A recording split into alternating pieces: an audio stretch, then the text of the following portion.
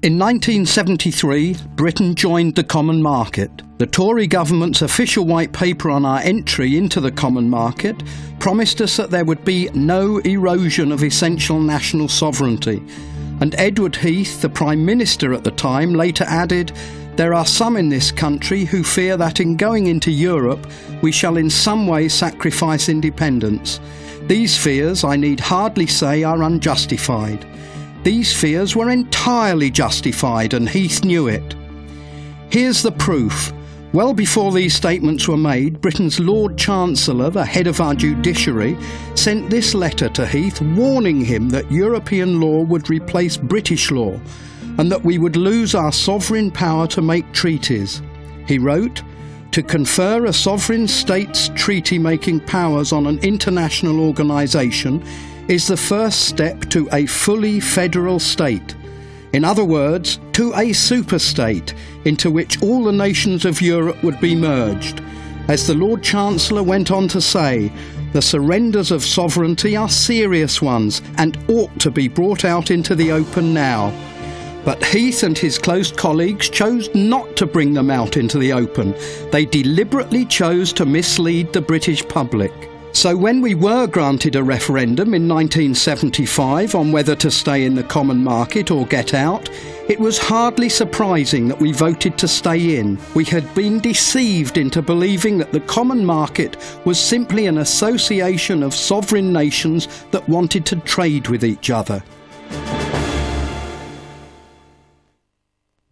Just as the Lord Chancellor had foreseen when we first applied to join the EC, we were on the road to a federal European superstate, with Britain being little more than a province governed by unelected bureaucrats in Brussels. Over the years, our politicians have gradually, surreptitiously surrendered our sovereign rights to Brussels. The right of our own fishermen to fish our own waters, the right to manage our own farming industry, and the most fundamental sovereign right of all, the right to make our own laws. The European Court of Justice has ruled that every national court must apply community law in its entirety and set aside any provision of national law which may conflict with it. In other words, laws made in Europe are now the laws of this land. And how they love making them. In 1994 alone, the European Commission imposed over 6,700 diktats on member states, an average of 129 new acts of legislation a week. And it gets worse. When John Major signed up for phases 1 and 2 of Economic and Monetary Union, EMU, he handed over another of our essential sovereign rights, the right to run our economy for the benefit of Britain. According to Article 102A, Britain must now conduct its economic policies with a view to contributing to the achievement of the objectives of the community. How then did Major's Chancellor, Kenneth Clarke, have the gall to send this letter to all MPs in November last year, assuring them that as long as we do not join Phase 3 of EMU, we retain complete control of domestic economic policy? He knows full well that we gave away this control when we signed up for Phases 1 and 2. These are the fundamental rights that define a sovereign nation and distinguish it from a province of a nation or empire. Our politicians have already deviously given away the first two of these rights. Now the European institutions are working on taking away our last remaining rights as a sovereign nation, the right to determine our foreign policy, to organise our national security, and to control our own frontiers. Yet again, the people are not being consulted. The Eurocrats' vision of Europe is taking shape. A Europe of up to 25 nations under one parliament, one government, one court of justice, one currency, one flag, even one anthem. And to spread the word, they have a propaganda budget of over £200 million a year, some of which they'll be using in Britain in the run-up to the general election. How can this be a proper use of community funds? And why is the German Chancellor Helmut Kohl such a big fan of full economic and political union? Because Germany will be the dominant economic power in Europe, and control of Britain's gold bullion and much of its currency reserves will be transferred to the central bank in Frankfurt.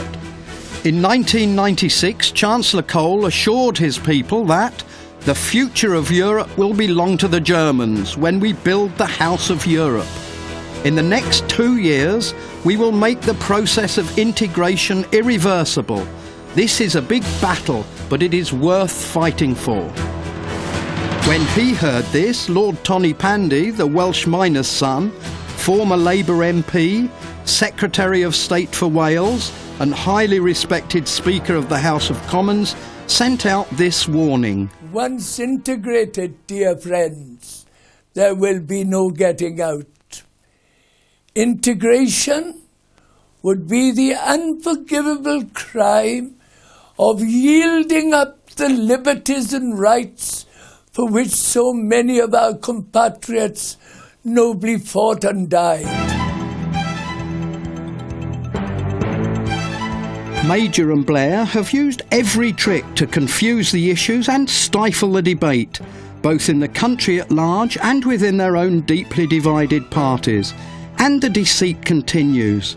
The politicians have deliberately arranged for the next European summit, when the important decisions will be made, to take place after the general election. This cynical move allows them to continue to deceive us with empty promises until it's too late.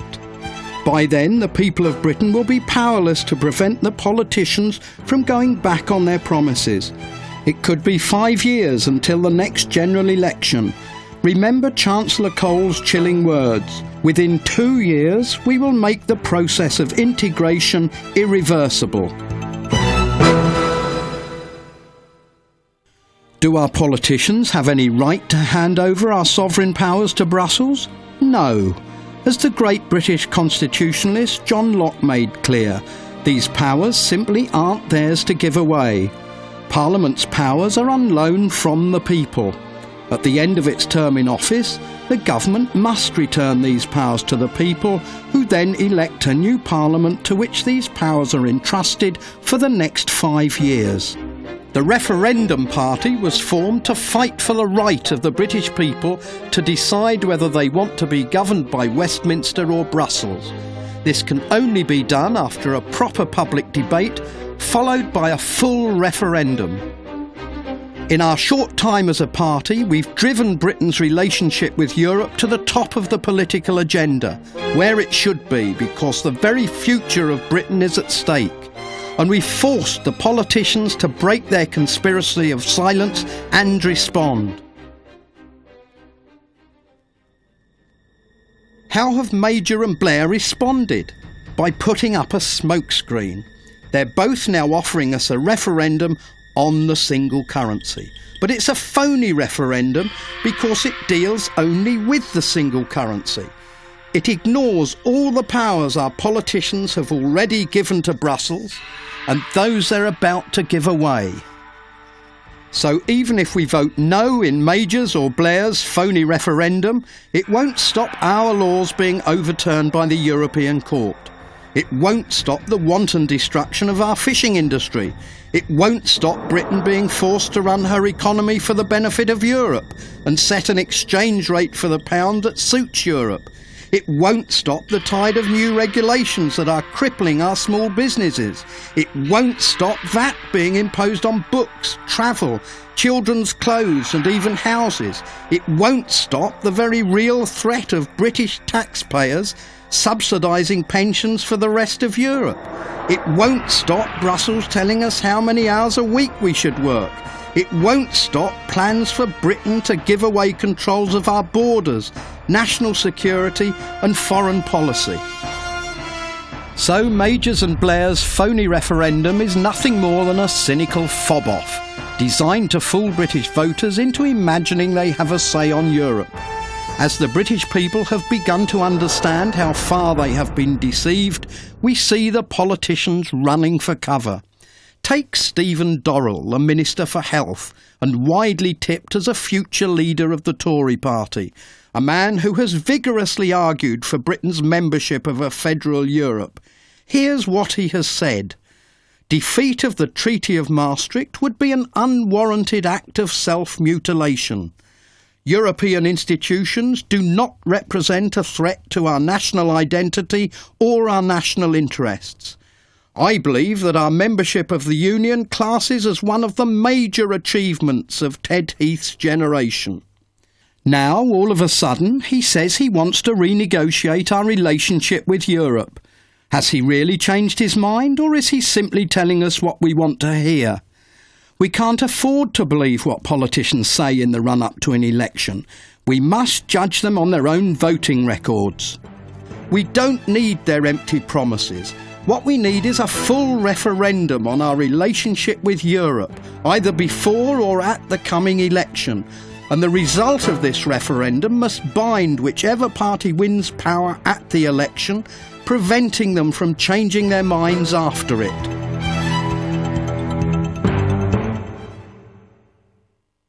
This is the referendum we propose.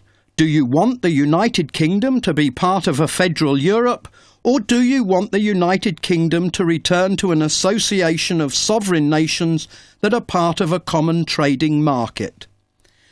This gives the people the choice between being part of a European superstate with one parliament, one government, one court of justice, one central bank and one currency, or returning to what we believe we voted for in the 1975 referendum, membership of a free common market for trade while retaining our sovereignty. If the people vote for the second option, to return to the common market concept and retain sovereignty, it's not too late to make it happen. After the referendum, a bill could be put before Parliament repealing the European Communities Act of 1972 and all subsequent legislation, and then a new European association could be negotiated, one that promotes cooperation with our partners but retains our sovereignty. We must have this referendum before or at the coming election because we cannot trust the politicians to deliver afterwards. Already they have quite deliberately arranged to postpone the really important questions on our relationship with Europe until the Amsterdam summit, which isn't until June. This cynical move allows both Blair and Major to continue deceiving us with empty promises until after the election. The voters of Britain will then be powerless to prevent them going back on these promises and surrendering even more of our nation's sovereign rights. It's this referendum, not the phony single currency question, that most British people want to be asked. In a National Harris opinion poll in December 1996, 70% favoured the common market option for Britain and only 19% the federal Europe option.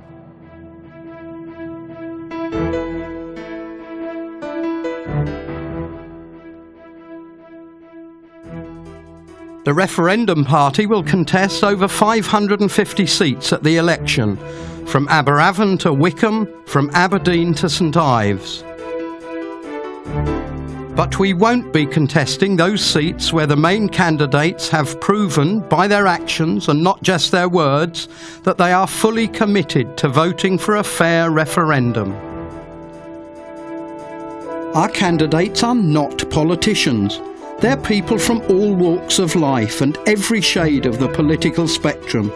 What unites them is the belief that the peoples of Europe have the fundamental right to decide who governs them. The politicians they elect to their national parliaments or unelected bureaucrats in Brussels. It's not the gift of any one government to give away our sovereignty for the rest of eternity. They get it for 5 years. That's all they're gifted it for, and that's as long as it must last. We, of course, have saved for years and years for the pension funds of our people when they retire. Europe has not been so sensible. So the biggest threat to us is that we will find ourselves having to fund the unfunded pension funds of our European partners. The effect of us funding pension fund liabilities throughout Europe will be to drive up British interest rates, or rather European interest rates, as they will be in the future, since our government will have no control over interest rates. This will happen for tens of years, possibly generations.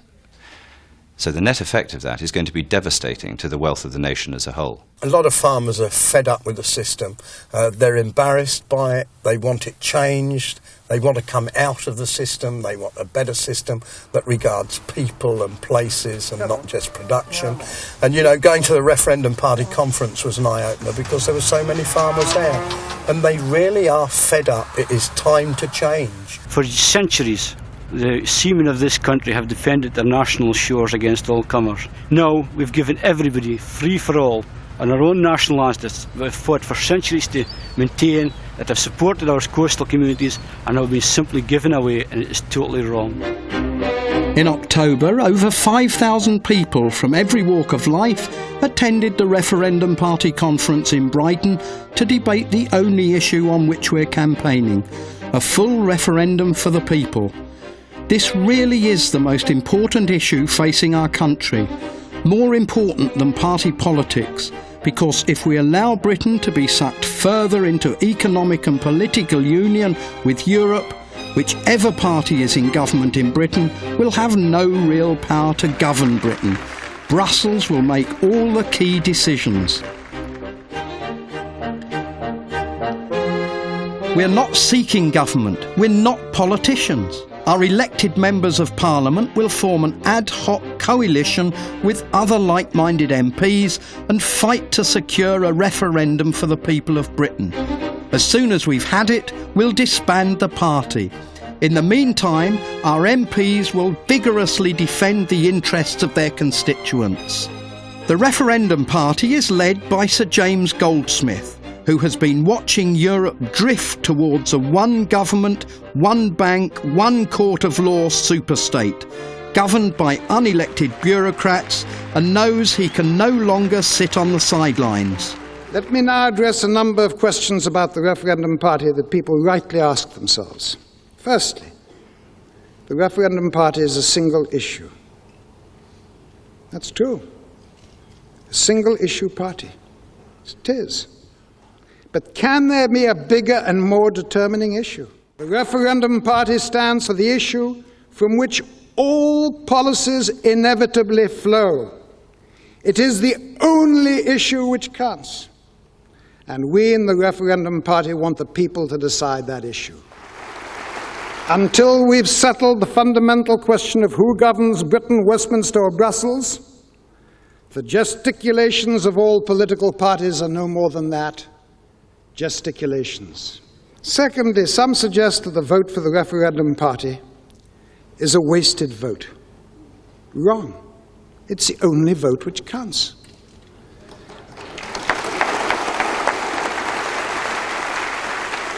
A vote for the Referendum Party is your chance to decide whether Britain will bring home her right to self-government. A vote for the other parties is a vote for Brussels.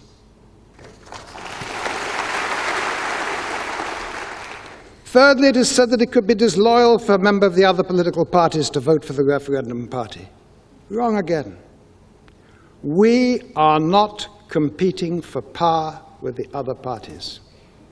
We seek no power for ourselves. The issue that we fight for is to allow you, not the politicians, to make the decision that will dominate our future. It is well above party politics. We do not ask people to abandon their traditional parties. Once we've obtained a fair referendum, the Referendum Party will dissolve. This is written into our Constitution. We can all then return to our traditional parties. And if we've so decided, the parties will once again have the legal power to govern this nation. The fourth point concerns the claim that we are Little Englanders. The truth is blindingly obvious. The Little Englanders are those who would transform this ancient nation into a mere province of the European Union.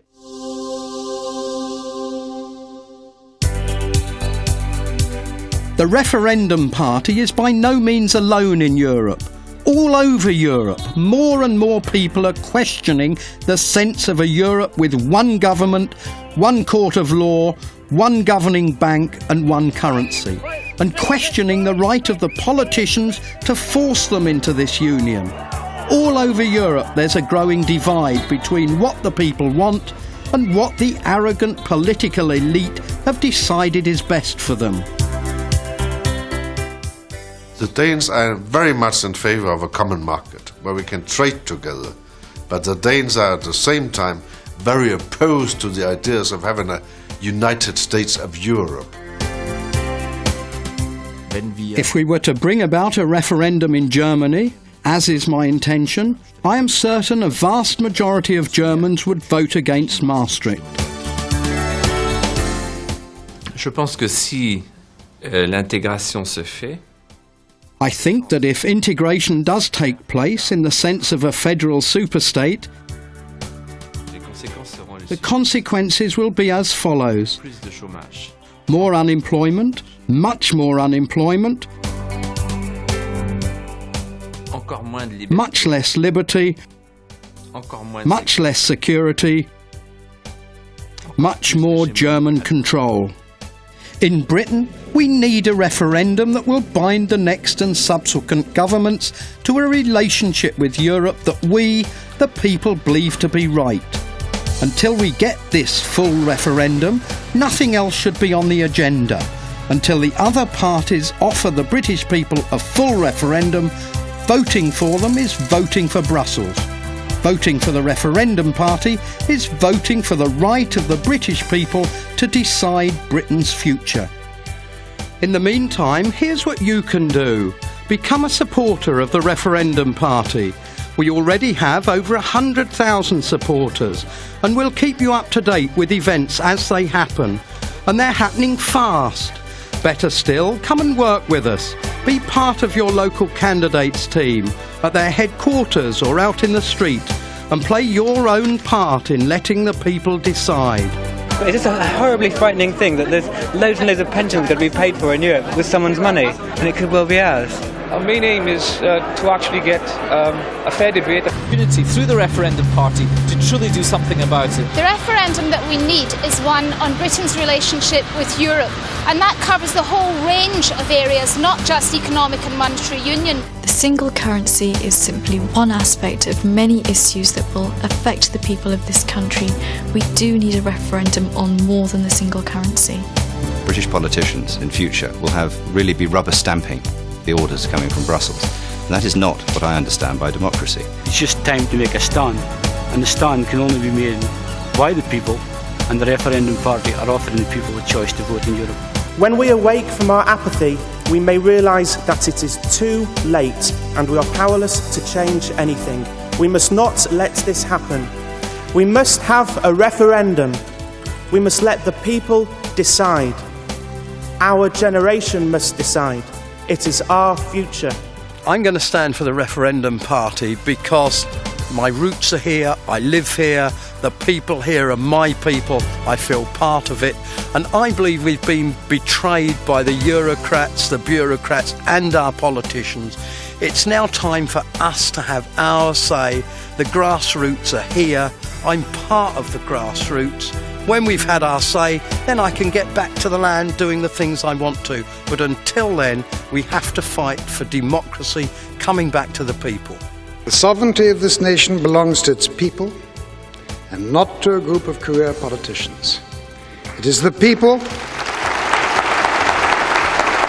and they alone, who must decide after a full debate and a public vote whether Britain should remain an independent nation or whether her future will be better served as a new country, the single European superstate, also known as the Federal Europe.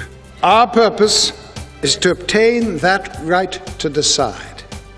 We need a referendum badly, and we need it before any new decisive moves are made by any government in this country concerning Europe.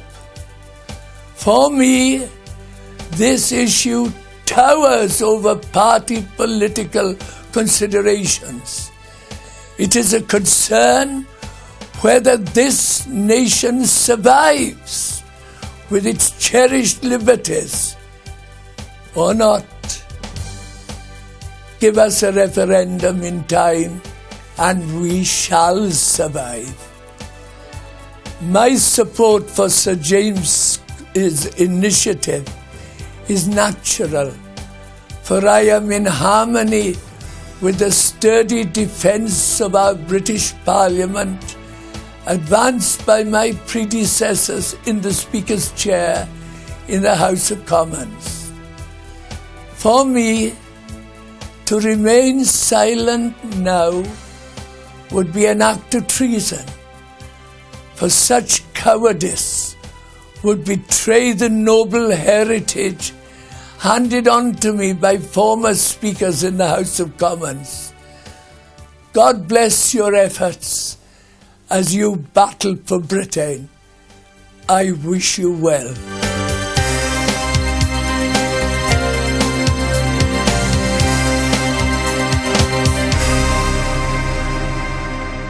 To register your support or to find out how you can help, call Free Phone 0800 074 1997.